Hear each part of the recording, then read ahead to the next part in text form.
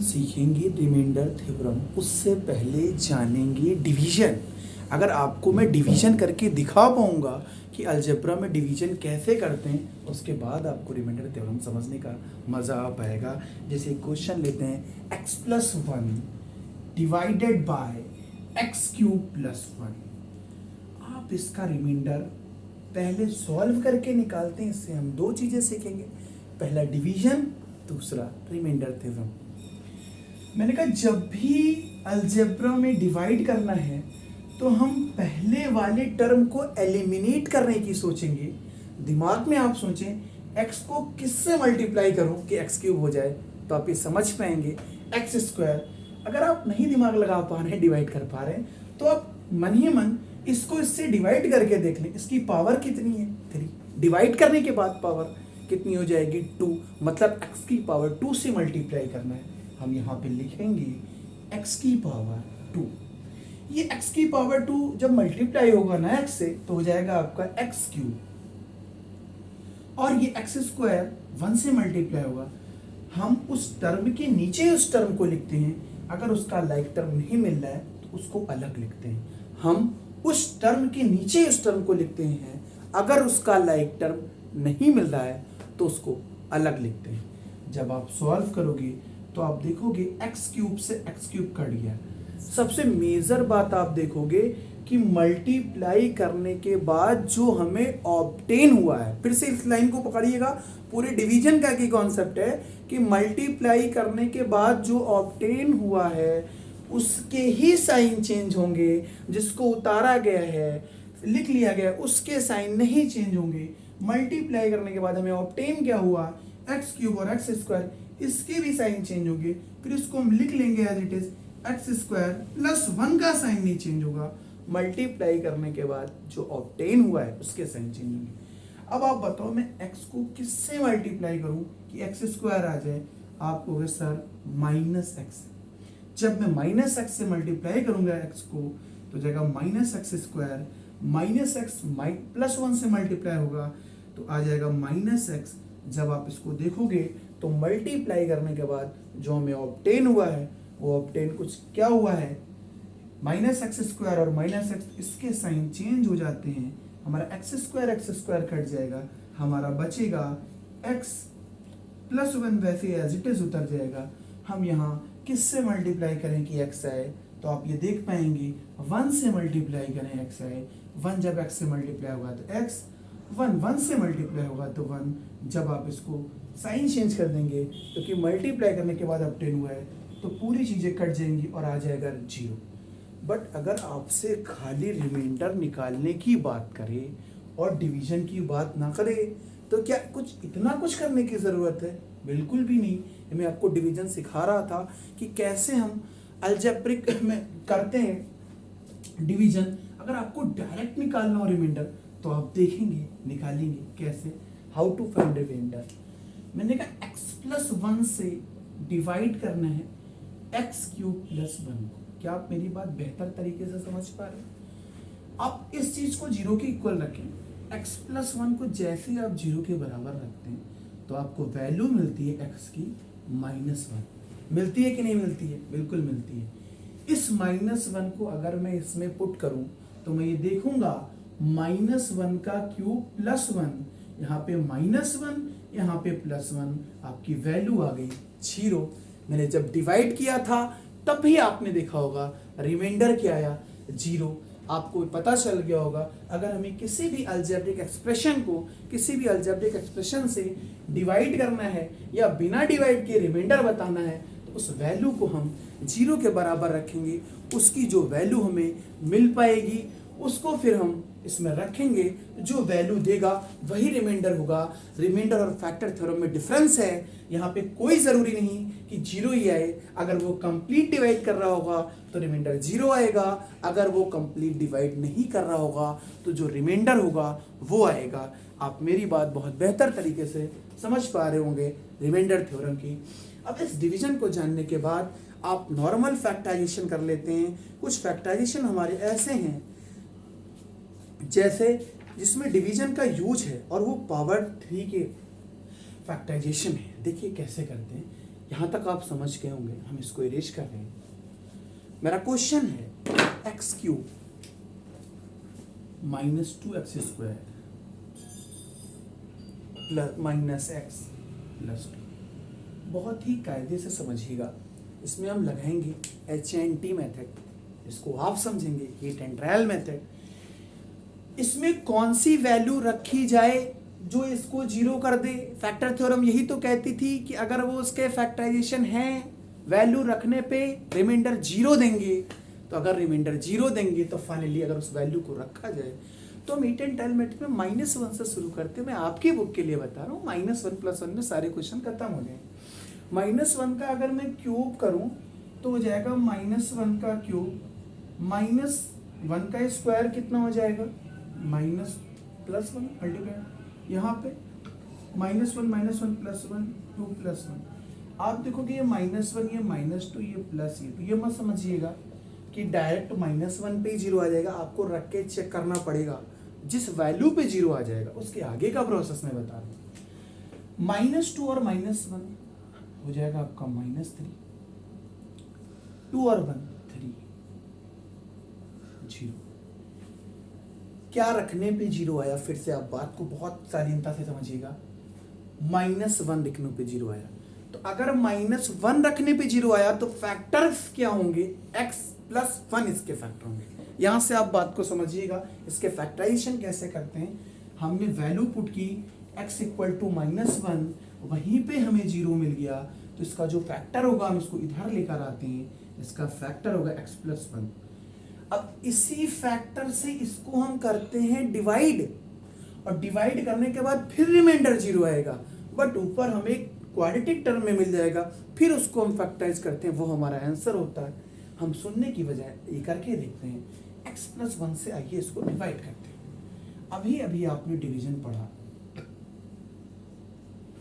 मैंने कहा आपको पहले देखना है कि x³ कैसे आई। अगर आप ये गेस कर पा रहे हैं बहुत बढ़िया, नहीं गेस कर पा रहे तो इसी टर्म को लाके इससे डिवाइड कर दीजिए, आपको मिल जाएगा x³ / x, फाइंड x²। आपको मिला क्या, x²। उसी से मल्टीप्लाई करने पे आपका x³ आएगा, x² × x, x³ x² × 1 x²। अब आप एक चीज देखेंगे, x² को 1 से किया, यहाँ पे जब आप देखेंगे x² से अगर मल्टीप्लाई करते हैं तो आप देखेंगे x³ प्लस का x², जो टर्म हमें मिल रहा है उस टर्म को ही उस टर्म के नीचे रखेंगे अगर लाइक है, अदरवाइज उसको अलग लिखेंगे। मैंने कहा मल्टीप्लाई करने के बाद जो ऑब्टेन हो उनके साइन चेंज करेंगे। ऑब्टेन हमें हुआ x³ x² कैंसिल हो गया, यही हमारा मेजर एम रहता है। मगर एक बात बताएं, -2x² और -x² आपका क्या हो जाएगा, -3x²। -x आप नोट कर लेंगे, फिर आप खुद बताएंगे कि x को किससे मल्टीप्लाई करूं कि -3x² आए, तो आप कहेंगे सर -3x से करें। जब -3x से मल्टीप्लाई होगा तो आएगा -3x², -3x 1 से होगा तो ये आ जाएगा हमारा -3x। साइन ऑब्टेन के बाद चेंज होंगे तो ये प्लस हो जाएगा, ये भी प्लस हो जाएगा, 3x² पे हल गया, बचा हमारा क्या, 2x + 2। अब यहाँ पे आप क्या ऐसा नंबर लें कि हमें यही मिल जाए, तो आप देख पा रहे होंगे हम लेंगे +2। 2 को अगर मैं x से मल्टीप्लाई करूं तो आएगा 2x, 2 को अगर 1 से करूं तो आएगा 2, और जब हम सब्ट्रैक्ट कर देंगे तो हम ये देख पाएंगे हमें मिल गया 0। हमें एक रिमाइंडर कितना मिल गया, 0। मतलब ये इसका फैक्टर भी था, ये भी चेक हो गया। अब आपके पास बचा क्या, x + 1 तो इसका एक फैक्टर है, मगर इसकी पावर 3 है तो इसके 3 फैक्टर मिलेंगे। बाकी 2 फैक्टर कैसे निकालते हैं, आइए देखते हैं। x² - 3x + 2 को फैक्टराइज करेंगे आप। जब आप फैक्टराइज करेंगे तो आप देखेंगे कि मल्टीप्लाई करने पे 2 आए और ऐड करने पे 3 आए। क्या ऐसा पॉसिबल है, बिल्कुल पॉसिबल है। देखिए कैसे, x² - 2 + 1 x + 2, x² - 2x - x + 2 x common x minus two, minus one common x minus two, x minus one x minus two, आपके जो फैक्टर आ गए x minus one x minus two, और अगला फैक्टर आ गया x plus one. इसको आप बखूबी check कर सकते हैं। जो आपका एक्सप्रेशन था x cube minus two x square minus x plus two, वहाँ पे एग्जाम में आप तीनों वैल्यूज को रखें, अगर आपको जीरो मिल जाए तो वो आपके फैक्टर्स होंगे। ये पोर्शन आपका एक और खत्म होता है रिमाइंडर थ्योरम, फैक्टर थ्योरम और फैक्टराइजेशन का। थोड़ी बात हम पॉलिनोमियल पे कर लेते हैं कि कैसे पहचाने पॉलिनोमियल क्या है, क्या है पॉलिनोमियल, कैसे पहचाने। बहुत छोटी सी बात बताऊंगा डेफिनेशन को ना लेते हुए कि आपको पॉलिनोमियल पहचानने में बिल्कुल भी प्रॉब्लम ना हो और आप बहुत आसानी से पॉलिनोमियल बता पाए। मैं 2-3 क्वेश्चन लिखता हूँ, उन्हीं के थ्रू को आपको बताऊंगा। मैंने कहा थोड़ी बात आप समझेंगे। मैंने कहा x plus one upon x, समझिएगा बात, x plus one upon x polynomial है कि नहीं है। आप जल्दबाजी में लिखेंगे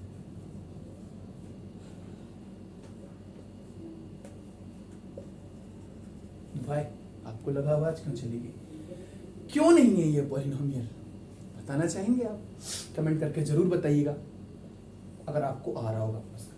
यहाँ पे x, ये x ऊपर जाएगा। जिस भी वेरिएबल में पॉलिनोमियल है उस वेरिएबल की डिग्री आपकी WHOLENUMBER होनी चाहिए। इसको बोलते हैं होल नंबर। W से शो करते हैं बिलोंग W। मेरी बात समझिएगा, उसकी जो पावर है ना वो होल नंबर होनी चाहिए। क्या -1 होल नंबर है? बिल्कुल नहीं। तो हमारा ये क्या हो जाएगा, पॉलिनोमियल नहीं है। क्लियर है? ऐसे ही आपका हो गया x plus root x, x की पावर क्या हो गई हाफ, क्या वो पॉलिनोमियल है? नहीं है। तो आपको पॉलिनोमियल पहचानना आ गया होगा कि हम कैसे बताएं पॉलिनोमियल है कि नहीं है। आपसे पूछा गया 3 पॉलिनोमियल है, बिल्कुल है, कांस्टेंट पॉलिनोमियल, क्योंकि यहाँ x की पावर कितना हो गया 0, x की पावर 0 की वैल्यू 1, तो ये भी पॉलिनोमियल है। बस क्योंकि 0 आप खुद बताइए होल नंबर है कि नहीं है, 0 से ही तो होल नंबर की कहानी शुरू हुई। ऑल नेचुरल नंबर एक्सेप्ट 0, अगर आप 0 को भी एक्सेप्ट कर लेते हैं तो सारे नेचुरल नंबर के साथ, तो हमारा जो हो जाएगा होल नंबर। तो आपको क्या समझ में आया, पॉलिनोमियल की डिग्री। दूसरा हमारा डिग्री ऑफ पॉलिनोमियल।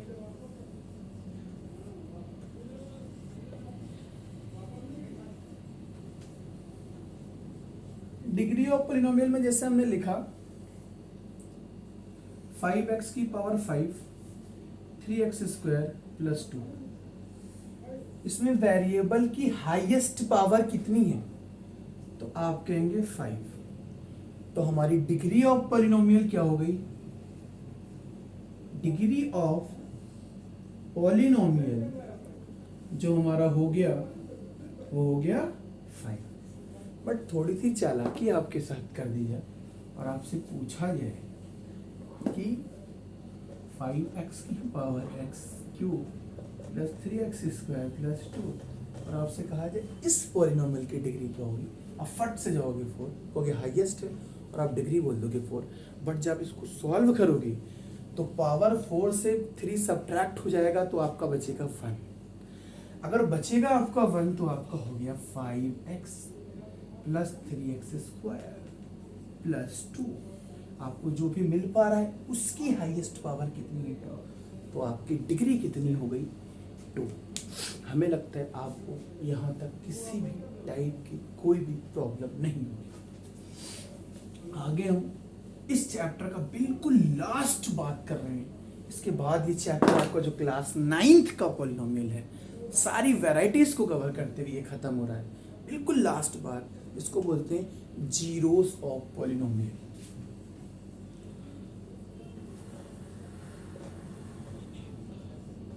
बहुत ही सस्ते में समझेंगे हम जीरोस ऑफ पॉलिनोमियल को। मैंने कहा x -2 इक्वल टू 0 लिखा हुआ है। आपसे पूछा गया कि इसके जीरोस ऑफ पॉलिनोमियल क्या होंगे, दुनिया की वो सारी वैल्यूज जिसको वेरिएबल में रख दें और इस एक्सप्रेशन को 0 कर दें, वही हमारा हो गया जीरोस ऑफ पॉलिनोमियल। तो ऐसी कौन सी वैल्यू है जिसको रखें 2, 2 - 2 0।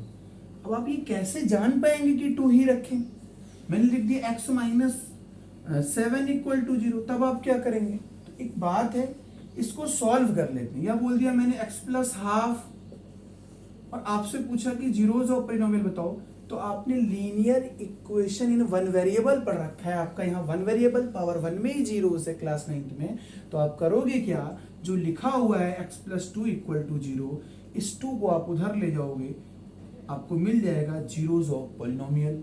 अगर आपको चेक करना हो कि ये जीरोज ऑफ पॉलिनोमियल है कि नहीं है, तो जिस वैल्यू को दे रखा है उस वैल्यू को ले जाके आप रख दोगे। उसको रखने के बाद अगर वो जीरो आ जाता है तो वो आपका जीरोज ऑफ पॉलिनोमियल होगा। मैं एक बार फिर से आपको रिकॉल कराए दे रहा हूँ। हमने पहले आइडेंटिटीज पढ़ा, फैक्टर थ्योरम पढ़ी, रिमाइंडर थ्योरम पढ़ा, रिमाइंडर निकालना पढ़ा, पॉलिनोमियल क्या है पढ़ा, जीरोज ऑफ पॉलिनोमियल पढ़ा, डिग्री ऑफ पॉलिनोमियल पढ़ा। इतनी चीजों में आपका चैप्टर खत्म हो जाता है। फिर भी आपको लगता है कि आपको एक्स्ट्रा क्वेश्चन प्रैक्टिस करने की जरूरत है, वैसे तो अब नेक्स्ट चैप्टर चलेगा ज्योमेट्री, तो आप कमेंट बॉक्स में कमेंट कर सकते हैं कि हाँ हमें एक्स्ट्रा क्वेश्चंस की जरूरत है, तो उसके आपको क्वेश्चन वाइज वीडियोस मिल जाएंगे। फिर से मैं कह रहा हूँ कि आप इतना सब कुछ पढ़ने के बाद एक चीज में कंजूसी बिल्कुल ना करें, लाइक शेयर सब्सक्राइब ज्यादा से ज्यादा इस चैनल को करें।